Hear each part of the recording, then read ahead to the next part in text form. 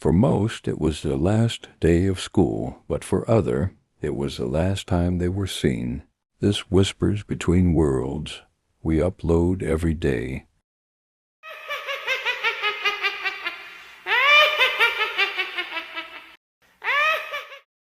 Story 1, Room 205. I was in 8th grade when it happened. Last day of school, and nobody was really doing anything. Teachers playing movies, students passing around yearbooks, and everyone just counting down the minutes to summer. Except for room 205. That classroom was always weird. It belonged to a substitute teacher named Mr. Harrell, an older guy with a sunken face and yellow teeth, who only showed up when someone called out sick. No one liked him. He always looked at people too long, said students' names like he knew something you didn't. Anyway, near the end of the day, a few of us were messing around in the hallway and dared this kid, Drew, to go into room 205. It had been empty all week. The blinds were down, doors shut, and the school said it was being repainted or something. But Drew didn't care. He smirked, grabbed the handle, and to our surprise it opened. Inside, it looked totally normal. Desks, whiteboard, flickering lights, but it was cold. Way too cold. I remember the lights humming like a broken fridge. Drew laughed and started walking around saying stuff like, "Oh, ghost of Mr. Harrell." Then the door slammed shut behind us hard. We tried to open it, locked. No keyhole. No sound from the outside. And that's when the air changed. The desks weren't in the same place anymore. They were all turned, like they were watching us. The whiteboard was covered in words we didn't recognize, not even letters, just symbols. Then came the sound, chalk scraping. But no one was writing. The chalk just floated there, scribbling on its own, over and over. Drew backed into the corner. He wasn't laughing anymore. And then, from the closet in the back of the room, the door opened. I didn't look, I couldn't. But Drew did. He started screaming. Not yelling, screaming like something inside him broke. He clawed at the wall, begging to get out. His nose started bleeding, eyes rolled back.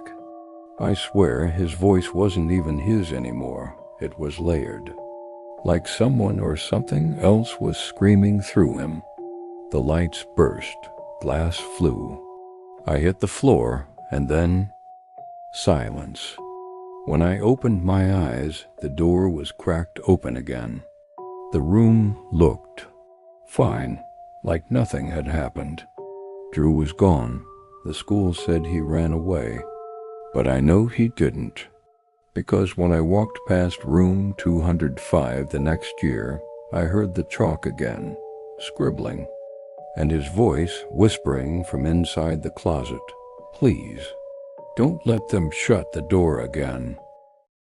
That one still gives me chills, but what happened next might be even worse.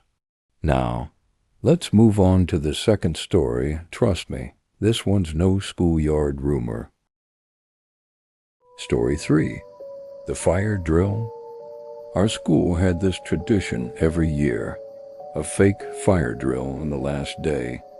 Teachers would act all annoyed, students would pretend to be surprised, and we'd all file out to the football field one last time. Except senior year. The alarm wasn't fake, and someone didn't come back. It happened in 2009, my last day at Melrose High. We were in 4th period when the fire alarm blared, loud and distorted, like it had been yanked from inside the walls. Some kids clapped, others groaned. But something felt off immediately. The lights flickered. The principal didn't come over the intercom, and smoke Real smoke started seeping in from under the classroom doors. We all rushed out. But instead of heading to the field, some students were getting redirected by a janitor near the east stairwell. Tall guy, navy jumpsuit. No badge, face half covered by a respirator. Other stairwells blocked, he said. Go down this way. Only problem? Melrose High doesn't have a basement. My friend Tasha grabbed my arm. He's lying, she whispered.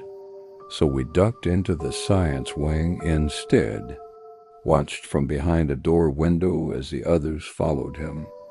They disappeared through an old red door that I swear hadn't been there yesterday. It closed behind them, and then silence. A few minutes later, fire trucks showed up, but no real fire was found. Smoke had been pumped in from an old ventilation shaft. They said it was a senior prank. That kids pulled it off using fog machines and props. But 5 students never came back, including Tasha. I saw her go back. She said, I want to see what's behind that red door. She never came out. And the next year, that part of the school was sealed, covered in thick metal plating like it was never part of the building. I tried looking into it, city records, school blueprints, anything, but there's no mention of a basement. No renovations, no red door. But sometimes late at night, if you walk past the school, you can see flickering red light in the east stairwell window. And if you listen real close, you'll hear the fire alarm still going. 2 stories down, and the final one? It's the kind that'll stay with you long after the credits roll. Let's get into the third and most disturbing last day of school horror story. Story 2, The Graduation Tape. Senior year, 2011. Our school always filmed graduation. Same camera crew every year, same routine, boring speeches, shaky zoom ins, students pretending to smile as they walked across stage. Except this time, the footage never aired. They said there was a technical issue. Parents were pissed. The school promised they'd re-edit and release it later. But they never did. The weird part? My friend Jamie got her hands on the raw footage. Her older cousin worked in the AV club and burned a copy before the school took everything down. She invited a few of us over to watch it in her basement, just for laughs. But about 5 minutes in, we stopped laughing. The video didn't open with the ceremony. It started in the gym, completely empty. The lights were off. The camera was already rolling, like someone left it running overnight. Then you hear the doors creak open. Footsteps slow. Dragging the camera slowly pans by itself. No one's holding it. It turns toward the bleachers, and someone is sitting there, still. Not blinking. It's Principal Harding, except his face is wrong. Like someone put his skin on over another skull. His mouth is open way too wide, like he's screaming, but no sound comes out. His eyes are pure black. Then it cuts hard. Now we're in the auditorium. Graduation ceremony in full swing. But as each student walks across stage, the lights flicker, and the camera glitches. Names start getting said twice. Echoed, but not by the announcer. Like something else was saying them too. Jamie paused the tape when her name came up. You guys hear that? She asked. We rewound it. Her name echoed, just like the others, but then you hear a whisper behind it. Clear as day, she won't make it. We all looked at each other, then fast-forwarded to the end. Last student walks, crowd claps. And then the feed keeps going. Should have ended there. But the camera starts panning again, shakier now, like it's being carried by someone who's not quite human. It walks out of the auditorium, down the hallway, into the girls' locker room, and points straight into a mirror. Only there's no reflection dot, just a shadow, tall, thin, pulsing like it's breathing.